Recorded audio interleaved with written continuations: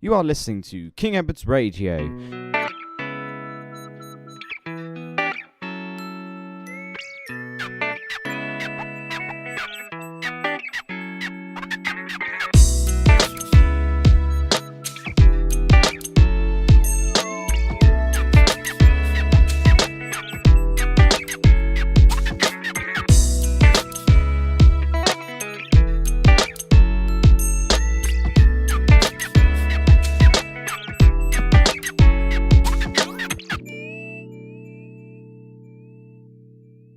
This week our special guest is Nick Wells. Welcome, Nick. Hello there.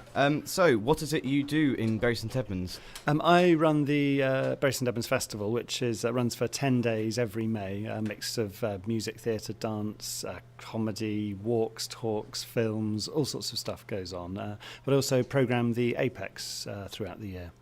So, how do you decide what you want to put on in the festival, and how do you get funding and things?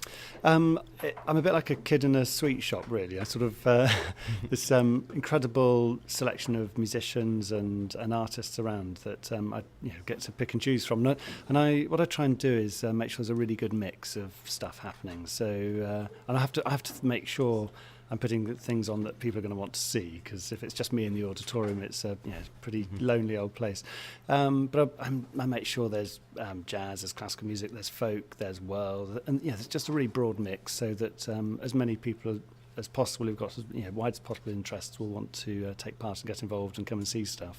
At what point do you begin planning for next year's festival? I usually once the festival's out of the way. So once I get to June, I'm really sort of pretty full on with it. But having said that, you never stop thinking about things, and I'm getting approached already about things for 2016, which I'm just sort of putting in a big box at the moment to have a look at in the summer. And during the festival itself, it's a really good time for me to do some thinking, because you're sitting there talking to members of the audience on a daily basis and seeing what works and what perhaps doesn't work, and adjusting your thoughts for the following year. And how long have you been involved with organising the Bury Festival? I came for 3 years originally, and I was warned that when you come to Bury St Edmunds, it's such a lovely place, you sort of get stuck here, and I thought, well, that won't be me. 15 years later, I'm still here. So it's a great town. It's a great part of the country, and there's so much going on in Bury St Edmunds. It's a really exciting place to be. Do you compare the Bury Festival with any other festivals, like the Aldeburgh Festival or any other international festivals happening around the world? I often go to a big network of festivals, so British festivals or UK festivals, and that's always a good chance to meet other festival directors and see who else is doing what. And every festival is slightly different. Aldeburgh Festival is a very different beast to Bury St Edmunds. I often think Bury St Edmunds is a bit more like the Snape Proms, actually, that happen in August. Mm-hmm. So perhaps a slightly broader and wider appeal. But yes, I'm always looking to see who else is doing what, and trying to pinch a few ideas. How has the Apex impacted on the Bury Festival and the arts in Bury St Edmunds? Oh, God, that's a good question. How long have you got? Right. I think my brief, when the Apex was being built and was opened, was to put on the festival throughout the year. That was the sort of brief, and take the festival model and programme similarly throughout the year, which I think we've done. So we've we've done and more. So it's the Apex programme is much broader than the festival has ever been. And then it's we're still having this sort of discussion and debate about actually how the festival now sits in the town while the Apex is there, and we're constantly thinking, do we sort of change tack, and those sort of debates are still ongoing. But what a festival brings to the town is you get this incredible period of activity in all sorts of different places. So you get this wonderful focus, and people try things that they perhaps don't try at other points in the year. But in terms of what the Apex has brought to the town, I think it's been quite extraordinary, actually. We're getting musicians and performers coming to Bury who have never been here before and would never have come if the Apex wasn't here. We're also getting audience members travelling into Bury St Edmunds to see things who perhaps wouldn't have come here otherwise, and some travelling quite big distances. And I only have to look at some of the restaurants near the Apex, that when there's a gig on, the restaurants are pretty full. So in terms of And the cultural benefit is of no doubt, but also the sort of economic benefit of the Apex is huge as well. And what it does, if people are coming into town and staying in hotels or eating in restaurants or nipping to shops and things, it all has a sort of it all impacts. So it's all positive. We noticed at the back of the brochure here, you've got festival ideas. Can you explain a bit more? Because we noticed this is a new feature. Yeah, that's right. And it's sort of running in parallel with the Bury Festival. So I haven't had a role in organising it, but have been very keen to see it be a great success, and which is why I wanted to give it some presence in the festival brochure. So a group of individuals and organisations have come together to put the festival ideas on, which is trying to stimulate debate and discussion, particularly around environmental issues, over 4 days towards the end of May. So there's a really fascinating and interesting range of speakers and presentations, and I think I think people should sort of delve in and explore. We get very few opportunities to debate and discuss things, and it's good to stretch the brain a bit. And lastly, for our listeners, what is the couple of items that you think they should not miss this year in the festival? There's one for me. Thinking about students at King Ed's, there's one event that stands out above all others for me, and it's the Demon Barbers are coming, who.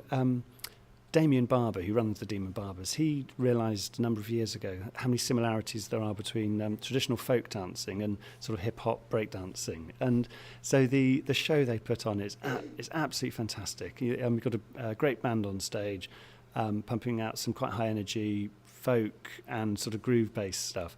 And then you get dancers who are flipping in between Morris dancing, and then they're sort of flipping all over the place and spinning on their heads and all sorts of things.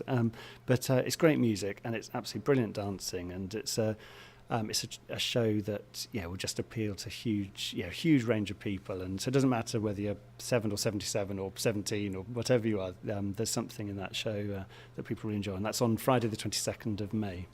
Well, thank you for coming in. King Edward's, we're a great supporter of the festival. We think it should happen every year. Keep going. Fantastic. It's a great thing. It's a good opportunity for people to, as you said, come in, look, explore, visit Bury. It's a great opportunity. Thank you for coming in. Thank you. Absolute pleasure.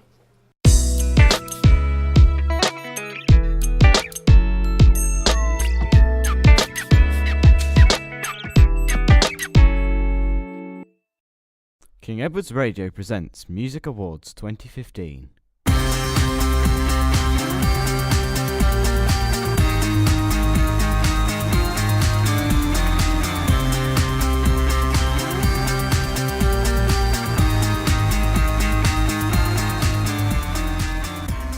I'm going to briefly inform you what categories there are and a brief description of what it's about.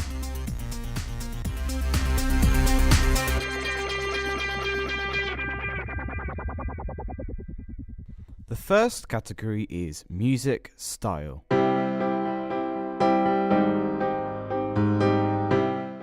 This category consists of 16 nominations, of which you can vote for which category you believe is the best music style.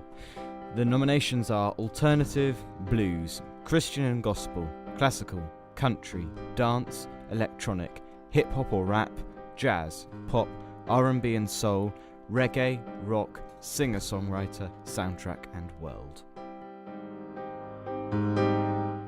The second category is band.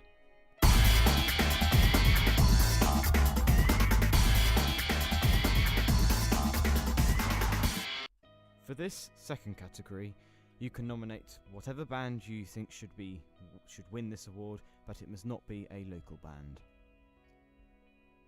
The third category is local band. In this category, you may nominate any local band. Whether they've become national or international, they must have started as a local band. Category 4 is boy band.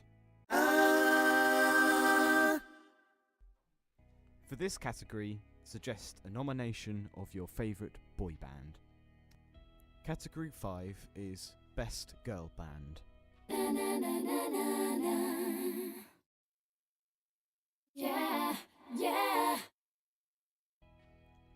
For this category, nominate to us any girl band you think should win this award.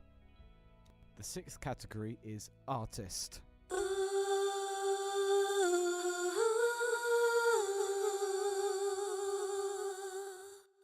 In this category, nominate your favourite artist. The seventh category is Favourite Song.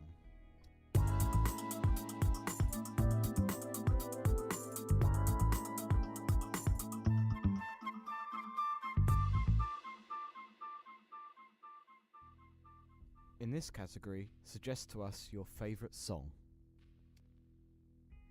The eighth category is Album.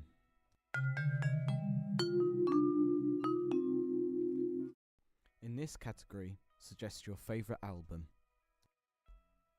The ninth category is Musician.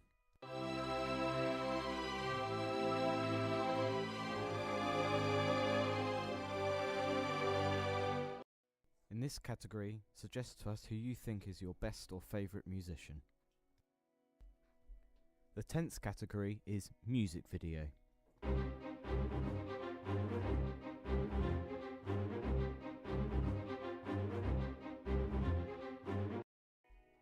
In this category, suggest to us what you think is the best music video. Category 11 is Most Catchy Tune.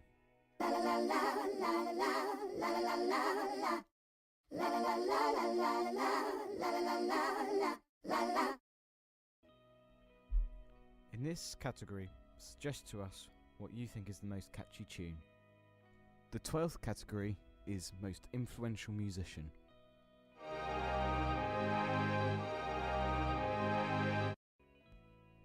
In this category, suggest to us who you think is the most influential musician.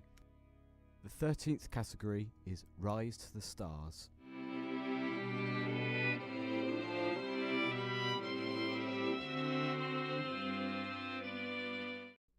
In this category, you nominate the person you think will be most likely to do well in the future.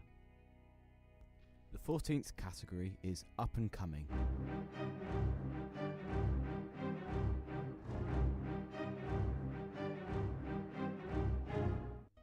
In this category, you nominate who will be big in the future. It can only be a local person. Category 15 is the last category. This is Ed's Award.